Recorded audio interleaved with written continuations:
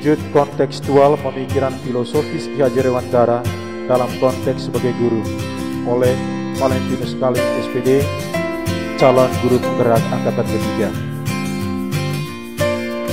Memanusiakan manusia. Bapak Ibu, memanusiakan manusia merupakan muara akhir dari sebuah proses pendidikan. Pendidikan yang baik dan benar pun menjadi satu-satunya landasan yang akan menjadikan proses memanusiakan manusia itu tercapai sebagaimana yang diharapkan. Pandangan kita tentang pendidikan inilah yang perlu ditata dan dipoles demikian hingga, terutama untuk setiap pelaku yang berkepentingan di dalamnya.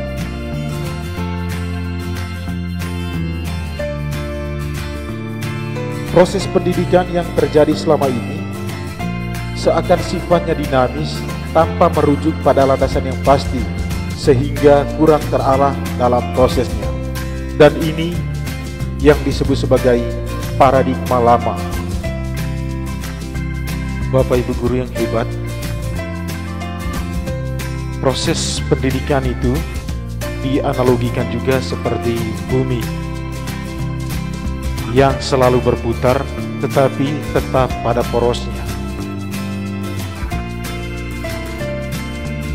Selain itu, perubahan itu juga haruslah terjadi karena tuntutan zaman atau globalisasi yang kian melaju dengan pesat. Tetapi setidaknya butuh kontrol sehingga arahnya tetap sesuai target yang diharapkan. Pendidikan idealnya memang selalu berubah, tetapi alur lajunya tetap dalam frame yang sama dan terukur, sehingga nilai-nilai yang terkandung di dalamnya tetap bernilai memanusiakan manusia. Bapak Ibu guru yang hebat, Bapak Ki Hajar Dewantara lahir di tanah air tercinta kita ini bagai pelita yang selalu ada untuk menerangi gelapnya ruang gerak pendidikan kita. Beliau lahir dalam sejarah bangsa Indonesia, terutama dalam bidang pendidikan dengan konsep pemikiran yang brilian dan aksi nyata pada saatnya dulu yang begitu luar biasa.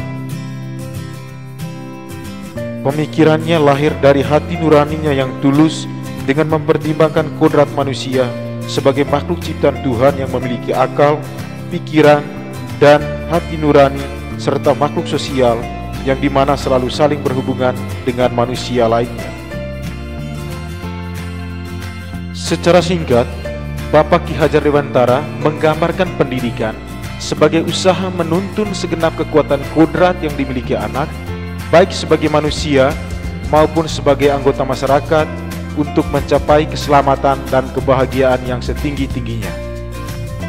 Kadang setiap kita bertanya, kalaulah memang pemikiran Bapak KHD itu bernilai positif dan telah lahir sejak awal pendidikan di tanah air kita, kenapa pendidikan kita saat ini, produk yang dihasilkan, terkesan kurang seideal yang diharapkan?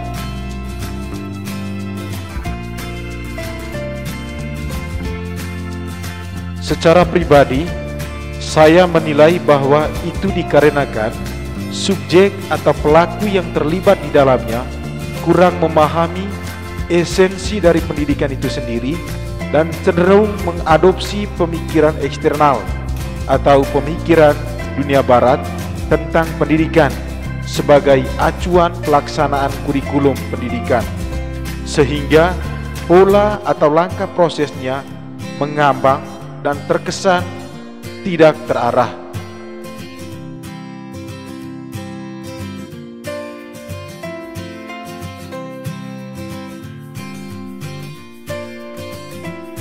Teori atau pemikiran itu memang perlu, tetapi membutuhkan penyesuaian dengan karakteristik anak-anak bangsa dan kehidupan sosial budaya kita sendiri.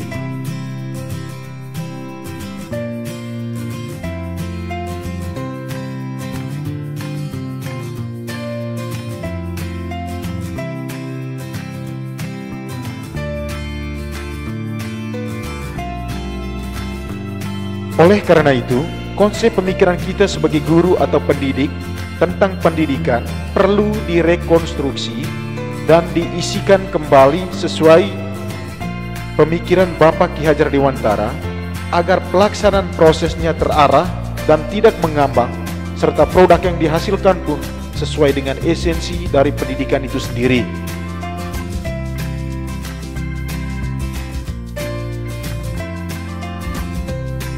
Saya juga meyakini bahwa pemikiran Bapak KHD tentang pendidikan akan mampu menjawab persoalan pendidikan kita saat ini sehingga dapat menghasilkan pelajar Pancasila.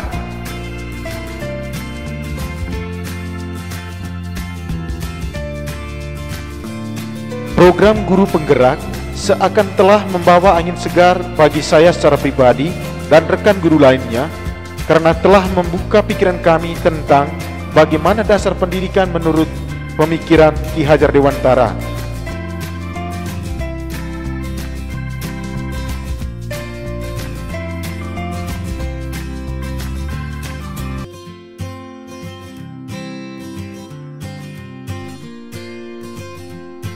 Tupoksi kami sebagai pendidik hanya dapat menuntun tumbuh atau hidupnya kekuatan kodrat yang ada pada anak-anak agar mereka mencapai keselamatan dan kebahagiaan yang setinggi-tingginya sebagai manusia dan juga sebagai anggota masyarakat.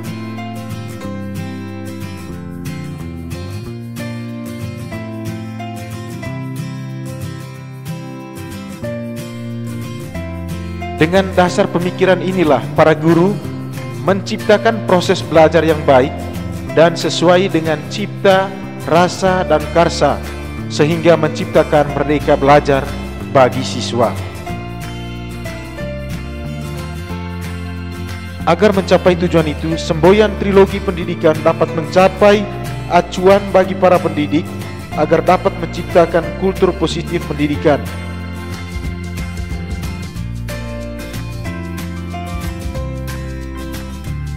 Adapun semboyan trilogi pendidikan, yaitu yang pertama Ingarsa Sungtulada, kedua Ingmadia Mangunkarsa, dan yang ketiga Tutwuri Handayani.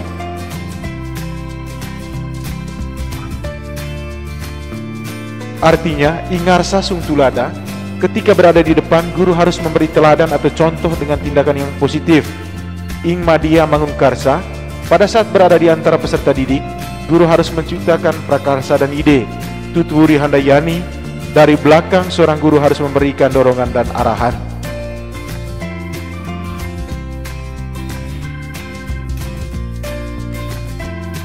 Selain trilogi pendidikan, hal yang paling penting juga pendidik harus memberikan kasih sayang yang tulus kepada peserta didik.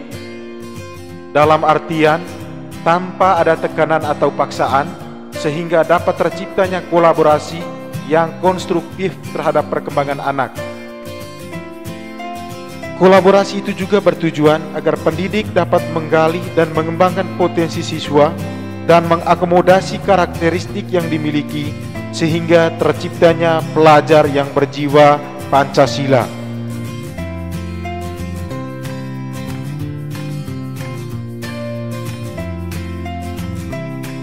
Pelajar Pancasila yang dimaksudkan adalah yang pertama, beriman, bertakwa kepada Tuhan Yang Maha Esa dan berakhlak mulia. Yang kedua, berkebinekaan global. Yang ketiga, gotong royong. Yang keempat, mandiri. Yang kelima, bernalar kritis.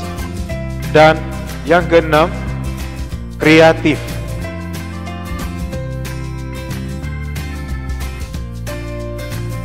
Adapun contoh wujud pelaksanaan kontekstual di sekolah.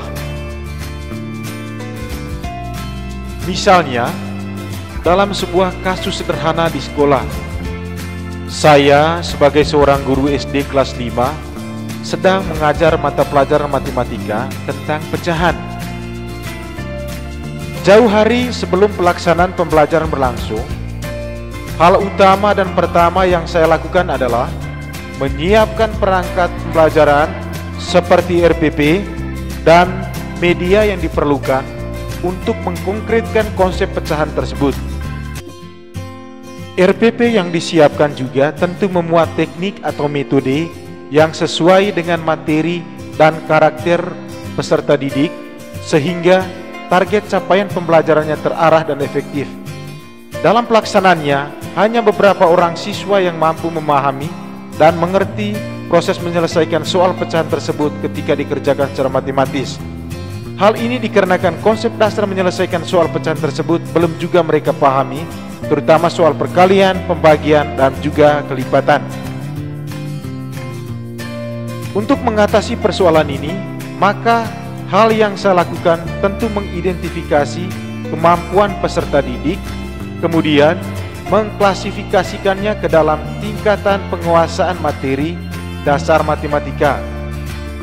Hasil klasifikasi tersebut dapat menjadi acuan bagi saya untuk memberikan perlakuan khusus bagi siswa yang belum mampu dengan cara mengajarkan kembali tentang operasi hitung matematika dan memberikan motivasi kepada mereka bahwa pada dasarnya mereka itu mampu dan bisa.